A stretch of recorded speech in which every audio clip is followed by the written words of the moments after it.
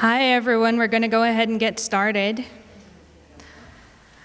Welcome to our 5th monthly lecture at the Gresham Historical Society. My name is Sylvie Andrews, and I'm the museum director here. This is a very special history talk. For one thing, it's the first one that is free to everyone. The rest of them cost $5 per person for admission. They've been a remarkable success, and I'm really excited to see how this lecture series is developing. But this lecture is also very special because it is the kickoff to another public program that I'm extremely excited about. Voices of Gresham has been a pleasure to watch grow from a concept to a grant application, first an unsuccessful grant application, then a successful grant application, to this amazing tangible thing, which I think has the potential to be a force for good in the community. Tonight you're going to learn all about the remarkable origins of this podcast, and you'll also hear the first episode. And after that, you'll have the opportunity to ask our hosts, Stephanie Vallance and Melissa Bevency, all of your pressing questions. Now, to tell you the rest of the story, please welcome Gresham Historical Society's public historian, Stephanie Vallance.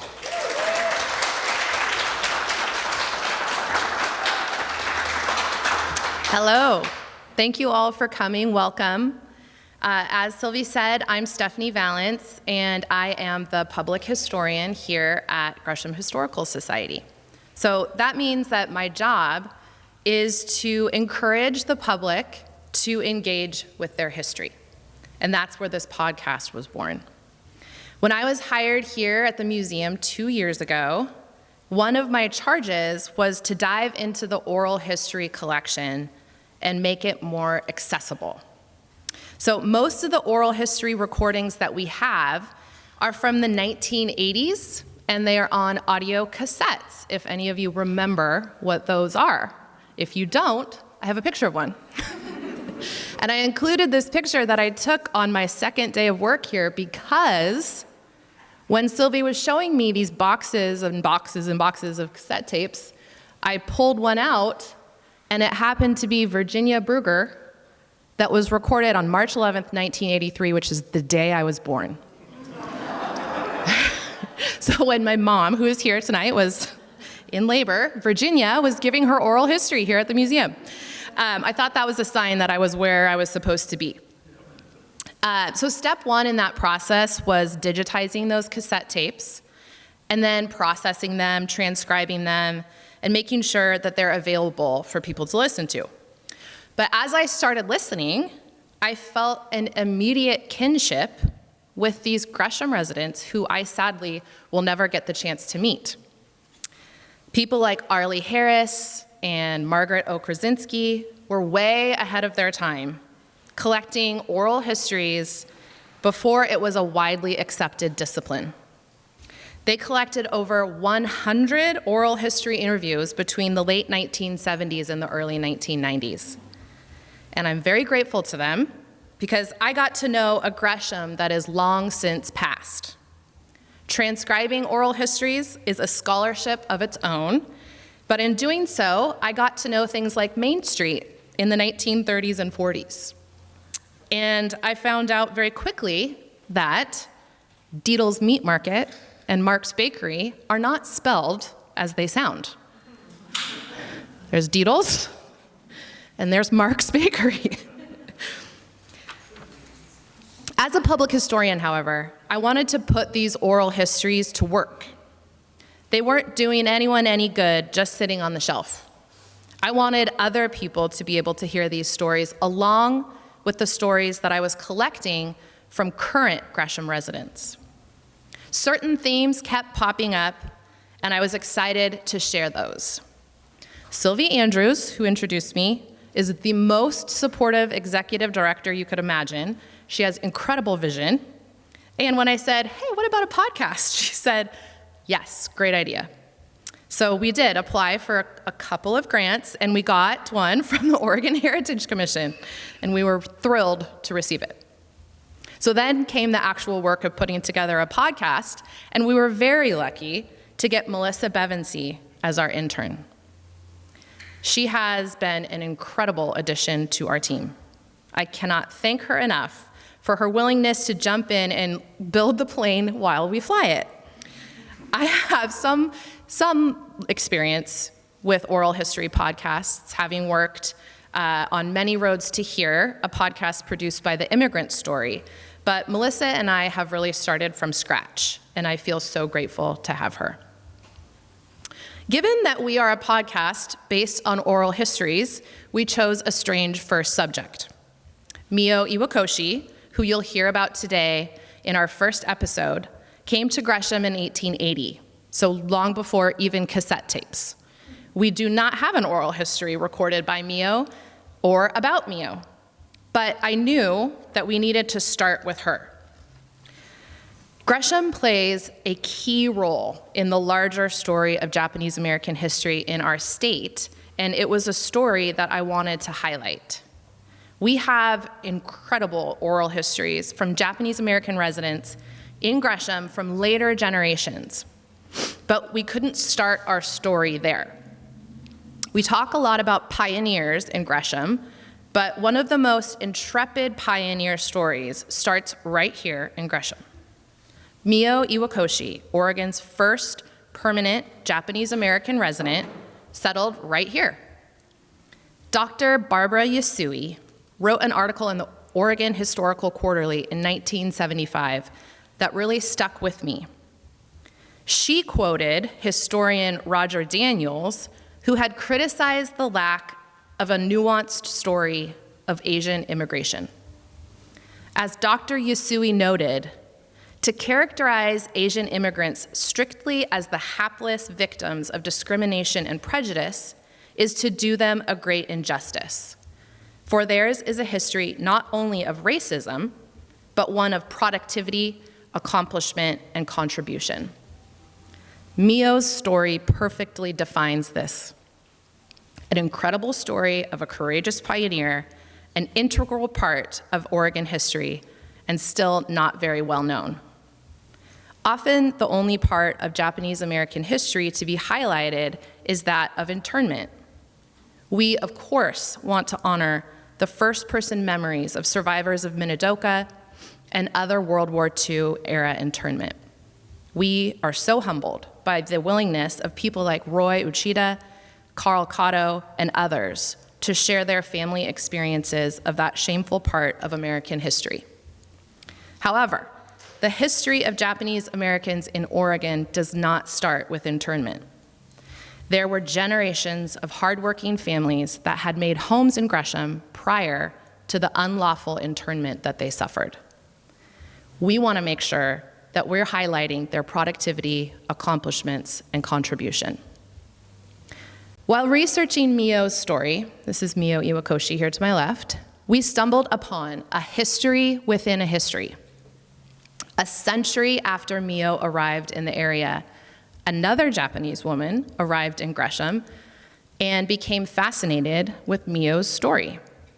Melissa and I were lucky enough to find the research and writing of Akiko Tsukioka that was completed on Mio's life in the 1970s and 1980s. We felt incredible synchronicity as we read through the letters and articles that were written over 40 years ago. As you'll hear in the first episode, Akiko corresponded with Gresham residents about her research on Mio Iwakoshi, and so we have evidence of her thoughts, questions, and ideas. And they more than once reflected our own thoughts and questions back to us. Sharon Nesbitt, who is here with us today, who many of you know from the 50 years that she wrote for the Gresham Outlook, was one of the people that Akiko corresponded with.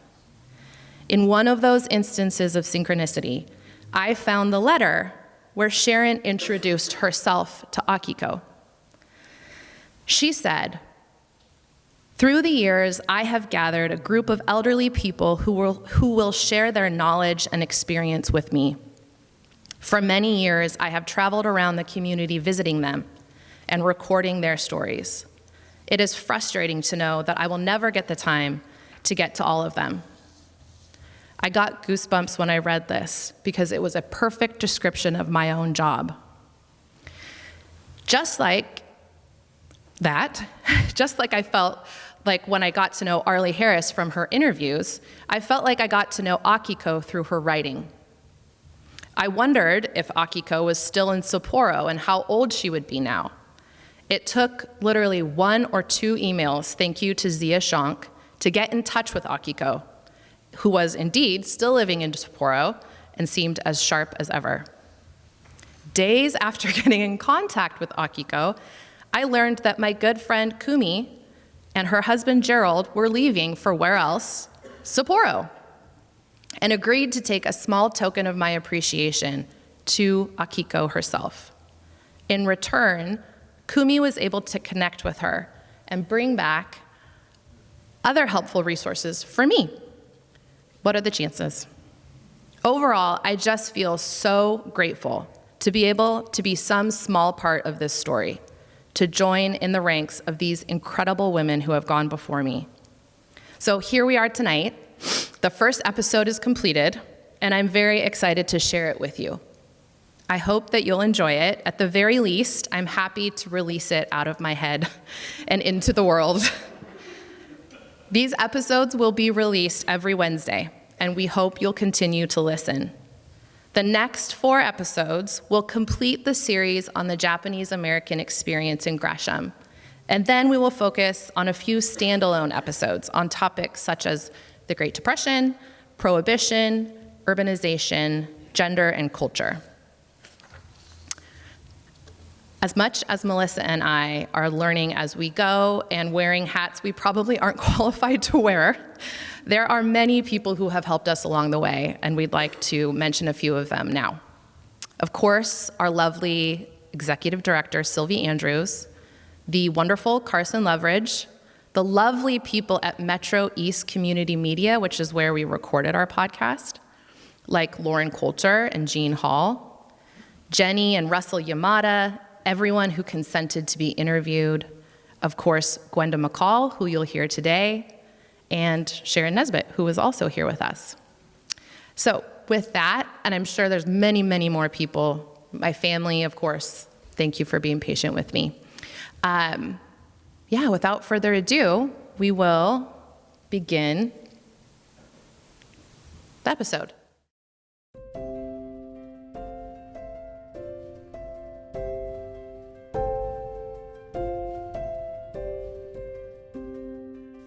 Welcome to Voices of Gresham, a podcast about the history of Gresham, told through the voices of those who have lived it.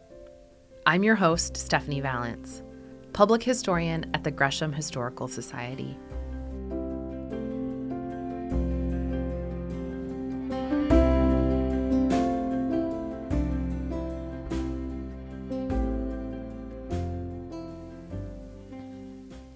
It was an August afternoon in 1978. Margaret Okrzinski was in the Gresham Pioneer Cemetery researching grave inscriptions. No stranger to Gresham or its history, Margaret knew almost everyone in town. Suddenly, though, she noticed a woman emerge from behind a large cedar tree. She didn't recognize her. The 2 women greeted each other. Akiko Sugioka was visiting from Sapporo, Japan, and introduced herself. "I'm looking for my roots," Akiko told Margaret. Margaret was intrigued. The chance encounter would spawn an international friendship and a research project with historical implications that are still echoing 4 decades later.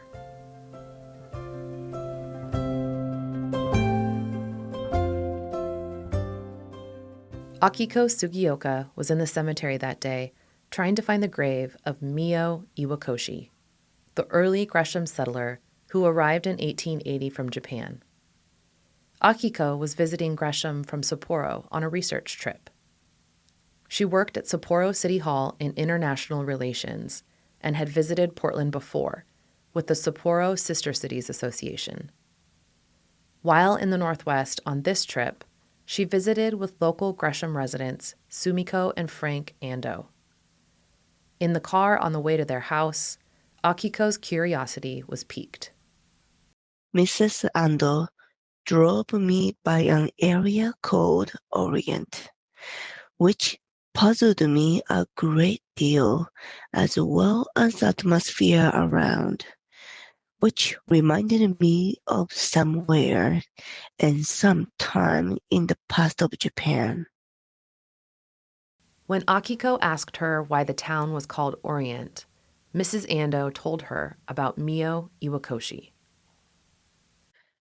According to Mrs. Ando, Mio came to Pleasant home, accompanied by Andrew McKinnon, supposedly her husband, and a small girl named Tama Nitobe. Local tradition said that Andrew McKinnon started a sawmill that he named the Orient Steam Sawmill in honor of his Japanese wife, thus giving the tiny town east of Gresham the name Orient. Akiko wanted to find out more about this early Japanese-American settler. Mrs. Ando showed her what she knew.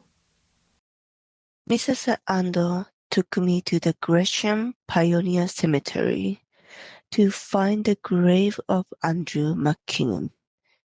His grave was found at the base of the huge cedar tree.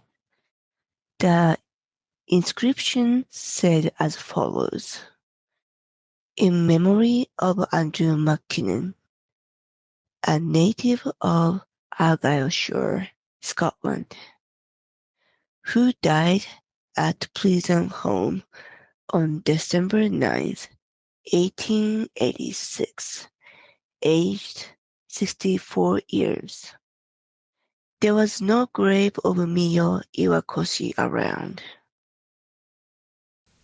Margaret O. Krasinski, a retired teacher and Gresham Historical Society volunteer, offered to help. They found grave markers for other members of Mio's family. Where was she buried?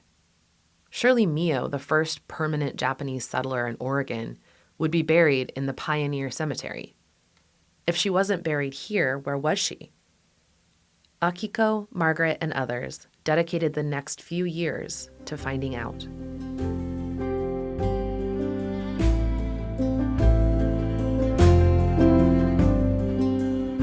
When Gresham Historical Society received a grant to produce a podcast, I knew immediately I wanted to feature Mio Iwakoshi in the first episode.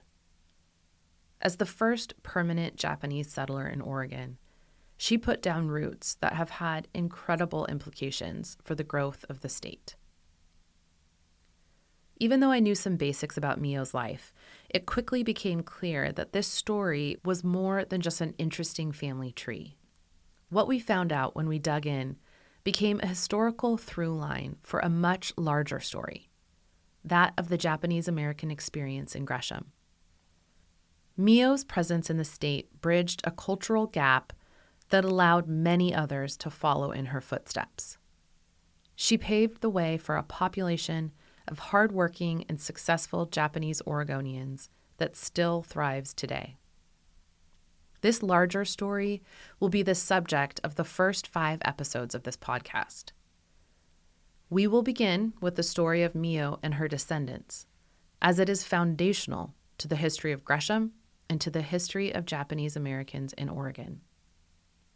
As we said in the beginning of the episode, we will be using this podcast to tell the story of Gresham through the voices of those who have lived it. For the most part, we will be able to use people's actual recorded voices. At Gresham Historical Society, we have built a rich collection of oral histories.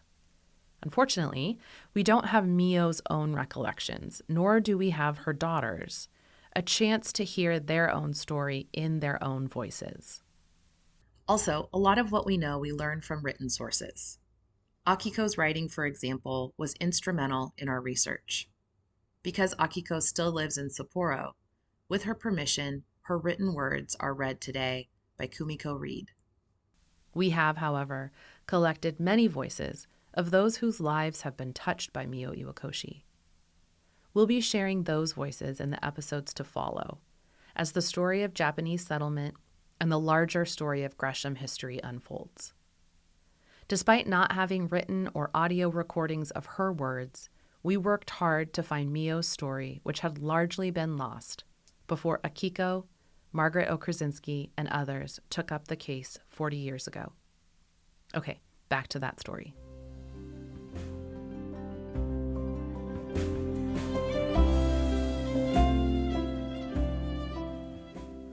Margaret and Akiko met in the cemetery in 1978, but they continued their research and friendship after Akiko went home to Sapporo. Eventually, they had more help. Akiko had connections with many first and second generation Japanese Americans in Portland. The Japanese name for anyone with Japanese ancestry is Nikkei, and Akiko was able to gather first and second-hand accounts from those Nikkei who knew Mio and her family. People like Setsu Ueno, Ruri Sato, Buddy Ikada, Sumi Ikada, and Kashu Hamada provided Akiko with invaluable resources. She then relayed her findings to Margaret in Gresham. Sharon Nesbitt, longtime Gresham Outlook reporter, found out about Akiko's investigation from Margaret. She had already been looking into the history of Japanese in the area and wanted to know more. She wrote a letter to Akiko introducing herself. I am 39 years old, married and the mother of 2 children. I was born in this state and have always been fascinated with Oregon history. In 1975, I realized that our local history included very little information about Japanese residents. Though they had lived here for many years, they were often apart from the rest of the community, a situation that was aggravated by the Japanese internment of 1942. The three wrote to each other, sending letters by airmail, sharing their research, and asking each other questions. They were all extremely dedicated. When I started researching Mio Iwakoshi for the podcast, I found the subject intensely compelling. When I encountered the letters written between Akiko, Sharon, and Margaret, it was clear I wasn't the only one. In a letter Akiko wrote to Margaret and Sharon in 1980, she explained the draw she felt to Mio's story. "I'm not religious," she wrote, "but I should say that Mio united the three of us. 40 years later, I felt the same." The three women, along with Akiko's many Nikkei connections, worked hard to fill in the blanks and tell the story of Japanese settlement in Oregon. Akiko conducted research in Japan, even visiting Hirosawa Farm in Iwate Prefecture, where McKinnon had worked. Meanwhile, Margaret and Sharon worked diligently using American sources, and Sharon published their findings in the Gresham Outlook. All three tried to dig up information that would tell them more about Mio and her family. Much of what we now know of this unlikely family comes from the research work completed and documented 40 years ago by Akiko and her Nikkei friends, Margaret and Sharon. Ironically, Akiko couldn't find much about Mio in Japan. Andrew McKinnon, however, was a well-known figure in Japanese agricultural history. A white man in Japan in the latter part of the 19th century was apparently more noteworthy than a young woman with a daughter of unknown parentage. What was clear was that before 1880, Mio was living in the Aomori Prefecture in Japan. Life in Japan was changing rapidly at the time. Lifelong Gresham resident Jack Ochida described the significant moment in Mio's life and in Japanese history on a local talk show in the 1980s. Here he is on I Remember When with Gwenda McCall. And it's in the Meiji era, which is the revolution of the Japanese from the feudal to the present stage. And they're during the samurai period, feudal time, they had to give up a sword, traded for a plowshare. Oh, the samurai warriors? Samurai warriors. What year are we talking about? We're talking about 1800s, mid 1800s. The Meiji era in Japan was incredibly significant. Beginning in 1862, Japan rapidly modernized, effectively opening its borders after hundreds of years of isolation and reducing an entire class of samurai warriors to farmers. but life was difficult. And the soil was so poor they couldn't even raise weeds, Oh, no. according to the history. And the most unfortunate thing is that they ate dogs and frogs to survive. High-ranking officials were determined to bring more advanced cultivation methods, using machinery and cattle. They brought in foreigners to consult. This is when Scottish-born Andrew McKinnon showed up in Japan. And he found a job as one of the warriors over there, or feudal people. Just imagine a foreigner in Japan, and he taught farming. Akiko found that McKinnon was mentioned in several historical accounts of the time, making an impression for his horse-whispering skills and inability to learn the language. Perhaps this led to his decision to leave Japan for America. His reasons are unknown, but in 1880, Andrew set sail for the United States. He was 58 years old. Sailing with him, never to return to Japan, was 28-year-old Mio Iwakoshi and her 5-year-old daughter, Tama Nitobe. They settled near modern-day Pleasant Home.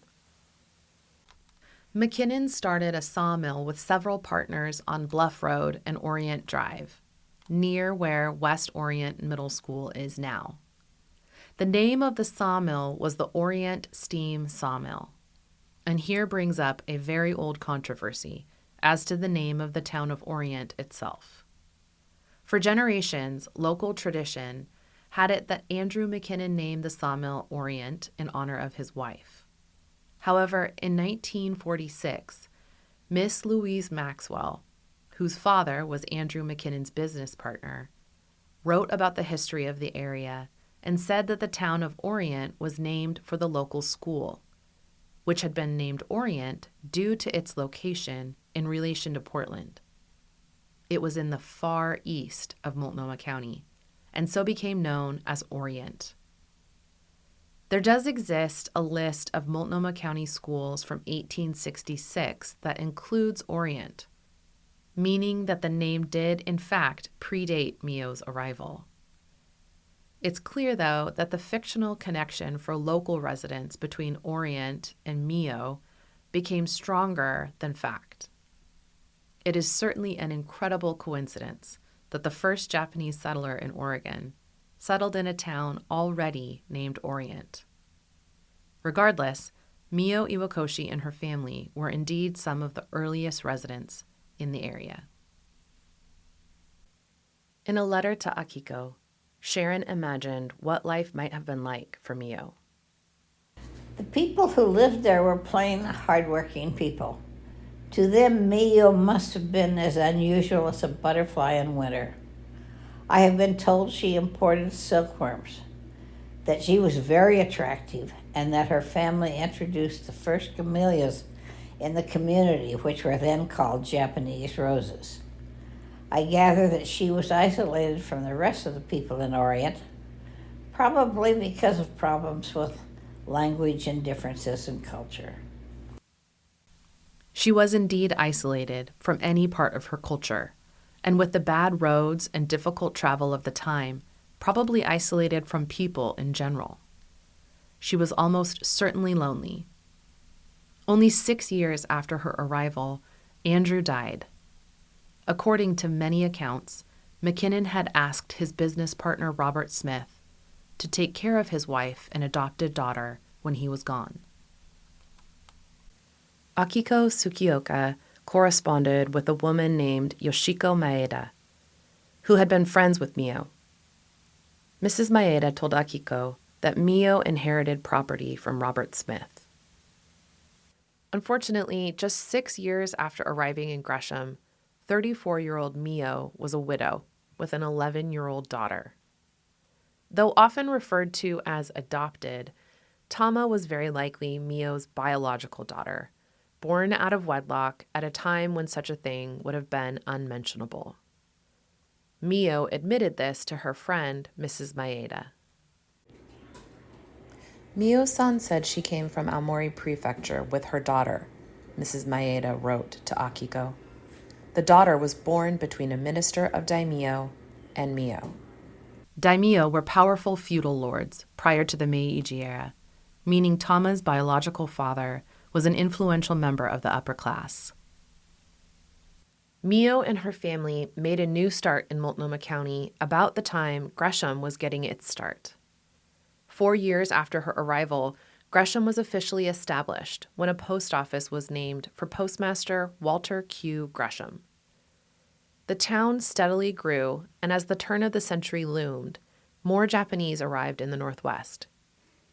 According to many sources, Mio and her family provided much-needed support to many of these newcomers. Akiko Tsukioka described her influence. The first immigrants had a very hard time getting established in the U.S., but they had a strong pride as Japanese. Mio's family helped Japanese immigrants in the beginning of the 1900s. They could understand the English, and that was very helpful to the immigrants. Mio and Tama both learned English, probably out of necessity, given that for many years they had no other Japanese-speaking connections. That quickly started to change. In 1882, due to anti-Chinese sentiment, the Chinese Exclusion Act was passed, essentially barring Chinese immigration to the United States. Japanese immigrants filled the labor gaps. Between 1880 and 1900, the number of Japanese in Oregon rose to 2,500. In 1893, a Japanese minister founded the Epworth Methodist Church, and Mio was one of its first members. The church was a refuge for Japanese immigrants who came with no money or job prospects. Mio welcomed many of them into her home. This earned her the title Western Empress. Jack Ochita and Gwenda McCall talked about Mio's hospitality on I Remember When. And that place is a kind of a resort or a kind of stopover for immigrants coming into the United States. They always stop over there. She always had a hot meal for the people and stay overnight. It's really a nice place. I suppose that the laborers coming into the country would be glad to find someone who spoke the language. Oh, yes, yes. My father have many occasions stopped over and enjoyed the hot meal. Mio continued to not only provide a refuge for the state's growing Nikkei population, but also to make her new home reflect her own culture. In 1911, she imported silkworms from Japan. Several newspaper articles at the time made note of this fact. She has produced several hundred cocoons, from which the butterflies are emerging. Mrs. Iwakoshi has reeled several hundred yards of pure white silk thread, which she proposes to show at the Gresham Fair this fall as an illustration of what may be done in silk production in Oregon. Some recent arrivals had heard of the Japanese woman living deep in the forest east of Portland. In 1885, one young textile merchant made his way to Orient to meet Mio and her daughter. Shintaro Takaki fell in love with 17-year-old Tama, and in 1891 they married. It was the first Japanese-American wedding in the state of Oregon. Shintaro became a Japanese labor contractor, creating opportunities for many hopeful new arrivals. Their influence, along with the many children they had, established a root system of Japanese Americans that would grow over the next decades. Their impact will be the subject of our next episode. Mio died when she was nearly 80 years old, on January 19, 1931. Children in the area remembered her as a small, gray-haired lady who taught them about camellias and raised silkworms. She was the first Japanese woman to permanently settle in Oregon and one of Gresham's earliest residents. Her life here tells a more nuanced story of the area's early pioneers. Her influence on early Japanese settlement and the Gresham area is undeniable. This much was clear to Akiko Tsukioka after discovering details of Mio's life. So standing at the foot of Andrew McKinnon's grave and looking around, she was puzzled. Where was Mio's grave? At that moment, Margaret Okerzinski emerged, introduced herself, and the rest, as they say, is history. Along with Sharon Nesbitt, the women would not only uncover the mysteries surrounding Mio's final resting place, but also introduce the world to the incredible story of Oregon's first Japanese immigrant family.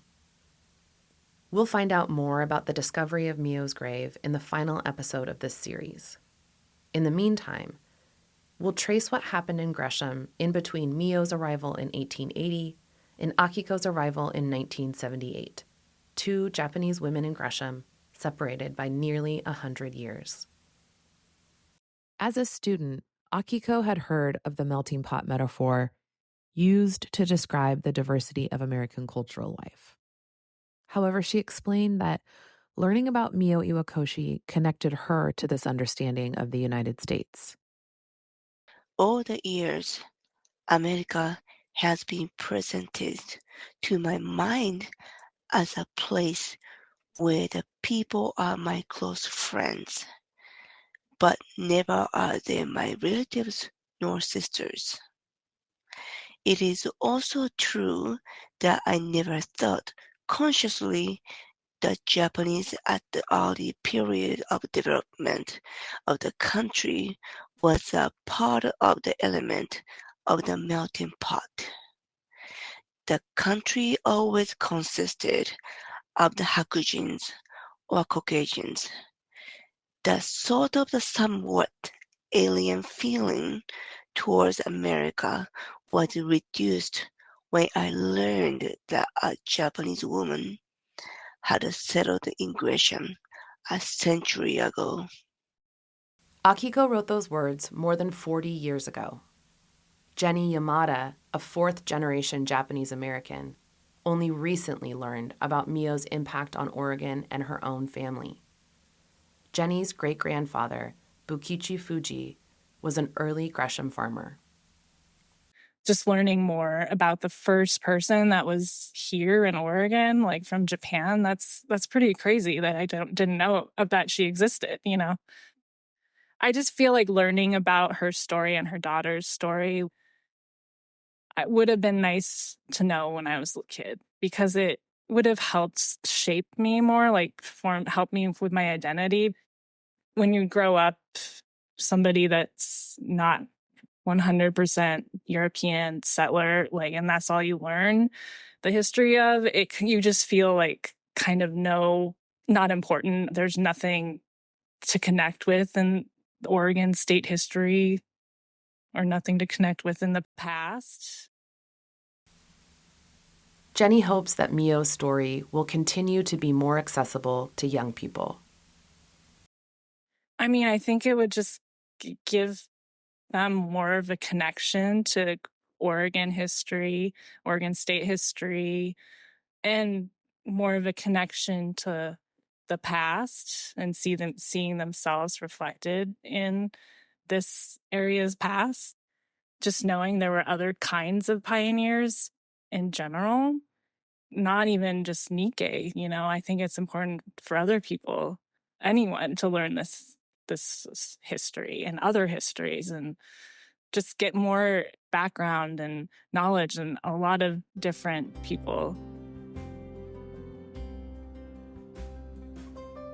Voices of Gresham is a production of the Gresham Historical Society, supported by a grant from the Oregon Heritage Commission.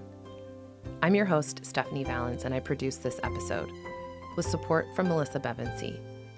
Editing support from Sylvie Andrews, Charlotte Becker, and Teresa Squires Osborne. A very special thanks to Akiko Tsukioka for her generosity, dedication, and support. Voices of Gresham was recorded at Metro East Community Media in Gresham. Special thanks to Zia Shonk, Kumi Reed, Gerald Reed, Aiko Reed, Sylvie Andrews, Teresa Osborne, Gwenda McCall, Yoshitaki Bond, Charlotte Becker, Sharon Nesbitt, Katie Barber, Adam Lyons, and Louisa Vallance.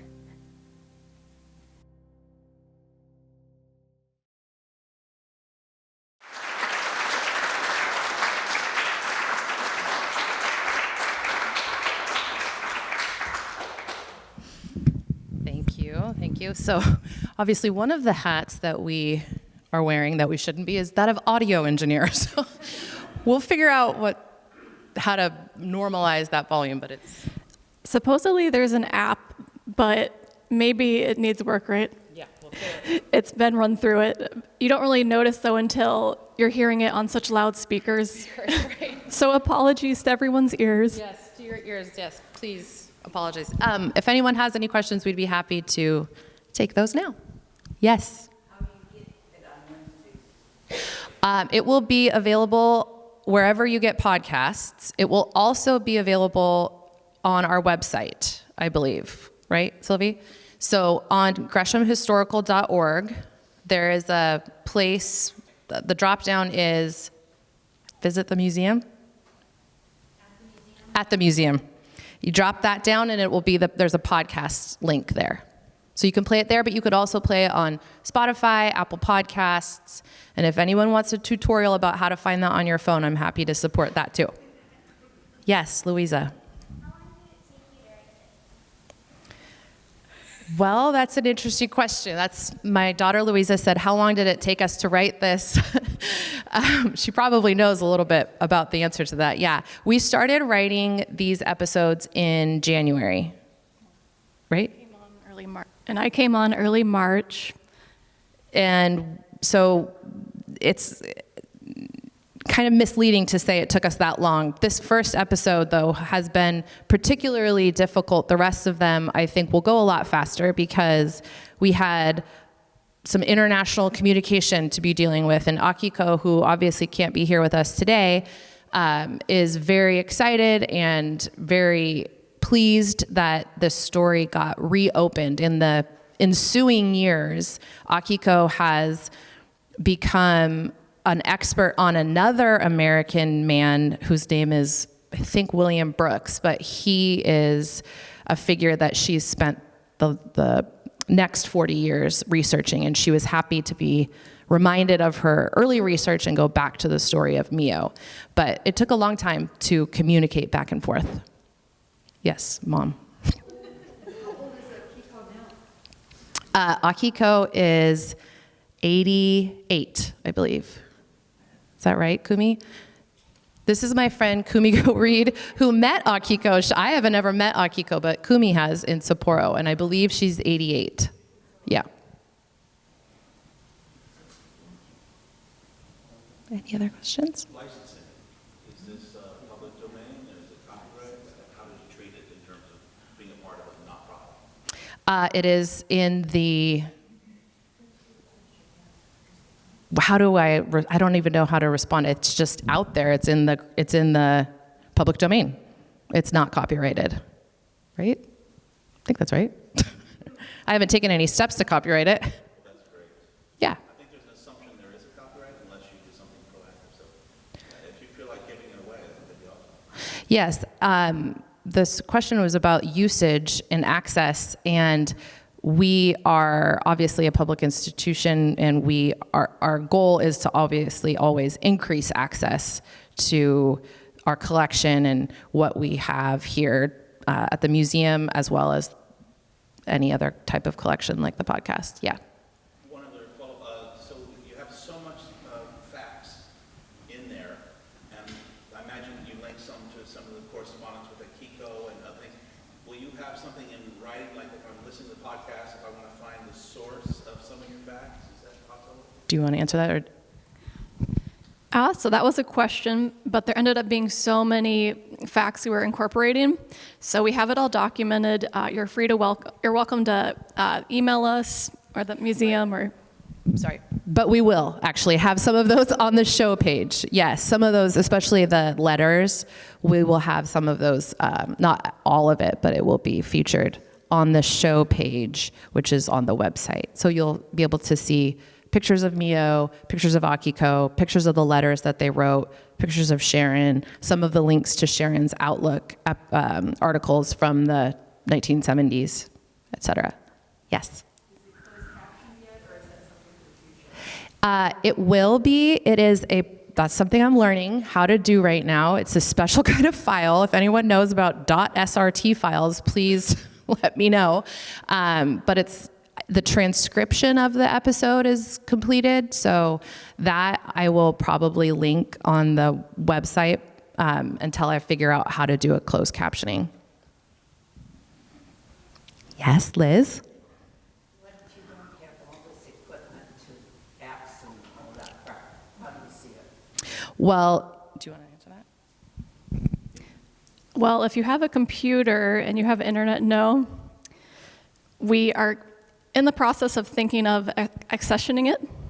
So it will be available in time at the museum as well.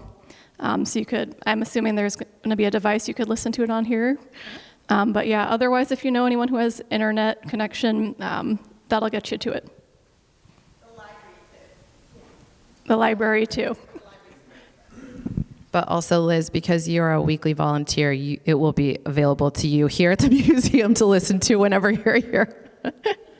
Yes. Are you open to requests for future podcast subjects? Yes, absolutely. I guess I should have put my email address, but any of the emails that are available on the website will come to Sylvie and then eventually to me as well. But yes, I would love to have anyone's suggestions for topics, but also people who might be good oral history interview subjects as well. Always looking to complete more oral histories. Yes? You said that this first episode was a little different because you don't have a recording or writing the person himself. So how will the format be different for future episodes? So the format is pretty similar in that, as you can tell, we kind of found ways to have people's voices, like we had Sharon very wonderfully agreed to read her own writing. Kumi agreed to read the writing of Akiko. But in the future, most of our quotes are from our actual oral histories that already exist. And so that is sort of the backbone of the episode, and then the narration is built around those quotes. So we started with some kind of incredible stories that we had collected of internment, and then realized that that wasn't a great starting place, but we didn't have any oral histories from Mio, unfortunately, so we had to kind of make it work. Yes? Well, congratulations. This was really fun to listen to, and I can imagine all of the different hats, many of them new that you had to wear in order to put it together. Yes. I'm wondering two things. One, if you had models or examples that you really loved that you were emulating, and the other is how you decided to do some interlocking stories for this season rather than standalone. So the first question, I was inspired by the work that I had done with the Immigrant Story, which is a wonderful organization that collects oral histories from immigrants, and then created a podcast that sort of was the same format, where it took clips from oral histories and created a narrative around that. It's a wonderful podcast. Please download that one as well. I'm no longer affiliated, but it's still a great, they're still doing good things. That was kind of what kind of set my mind to think like, okay, well, we could do that because we have all of these wonderful oral histories here. Sylvie found a book that is called Your Museum Needs a Podcast. And it's written by Hannah Hethman, and it was an invaluable resource for how to get started, how to get up and running, and things like, as you said, there are many hats to be wearing. Only one of them is to actually write the episode. All of the other ones, she's very helpful in saying, like, do this, don't waste your time researching microphones, here's the one to use. Find a recording studio, and Sylvie's so great at finding community partners who will help us. And so, yes, we are definitely learning as we go, but that was kind of our inspiration. Did you have any others? No. Yes, Nolan.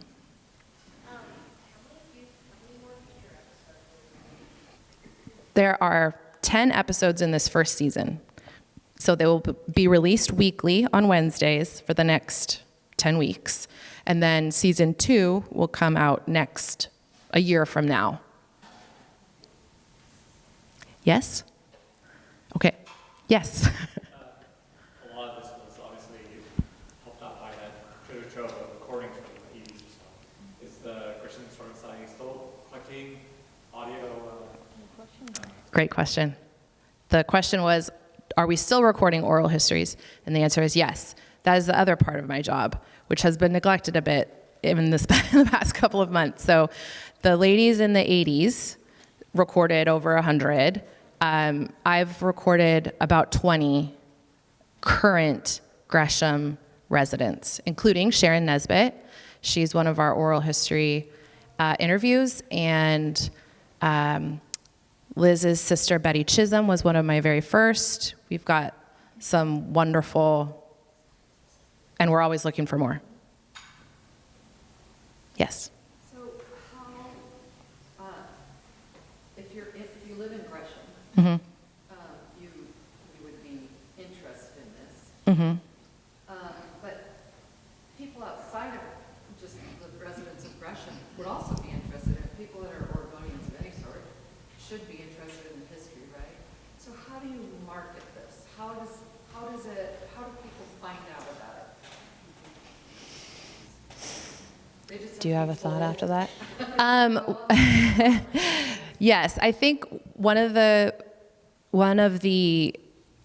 suggestions in Hannah Heffman's book is to envision your ideal listener to the podcast. And we did kind of purposefully determine that person would be a Gresham resident.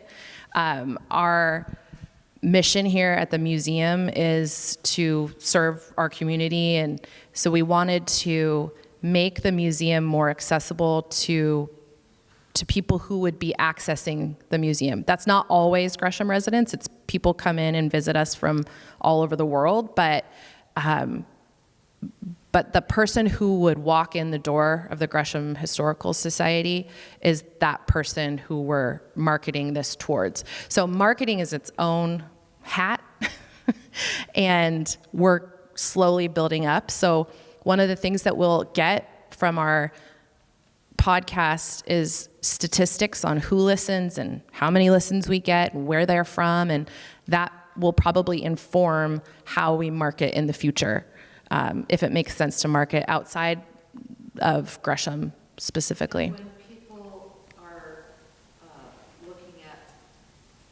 they can follow the podcast. Yes. Do that on your Instagram. page or your Instagram or whatever. Other people see that you're following. Yes. Right. We don't live in a world anymore where things stay isolated for very long. Social media, yes, certainly. If people are interested in history, we hope that this would be interesting to them as well. So certainly sharing, and if you do want to follow, you can follow at Voices of Gresham on Instagram, and we would be happy for any shares.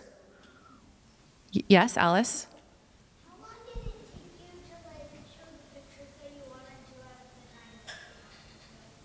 These ones up here, the slideshow. Sylvie was responsible for the slideshow, and she put that together today. Sylvie has an encyclopedic knowledge of Gresham history and our collection. So you could ask Sylvie if we have a picture of a farm on Hogan Road in the 1890s, and she'd be like, yes, it's in this box over here. She can pull very quickly. We're very lucky to have Sylvie. Yes? I think OPE would be very interested in something like this. Well, thank you. I hope that they would be. We'll see. I'll let you know if anyone gives me a call. That's true. Yes. Do you have any affiliation with Good River and their Asian population, because that's a massive area? Yes. No, but actually that reminds me of the question that Dr. Barber asked about model podcasts. And many years ago, when I was deciding whether or not I was going to go back to to grad school, I heard a podcast called Here in the Gorge, HEAR. And it was when I was researching about Min Yasui. And there was a wonderful episode that was so informative about the Yasui family in Hood River. So that actually has always been working away in there, because it was lovely. And I'm not a Hood River resident, but it was so interesting to me. So yes, Hood River and Gresham share a couple of things in common. One is that we had really great soil, and so farming was really prominent here by Japanese American families prior to World War II. Unfortunately, the other thing we had in common was some pretty severe anti-Japanese sentiment post-World War II. So, spoiler alert, that is coming in the series, which is another reason why I wanted to make sure that the history of Gresham included all of that. Yes? Interesting book on the Hood River is Broken Twig. Yes, it's a great book, Broken Twig. Yeah, it is. Yep, it's a great book. Any other questions? Thank you so much for coming. And if you specifically want me to help you with the podcast access, I really will, Liz. We can figure it out. Anyone else? That's my promise to you.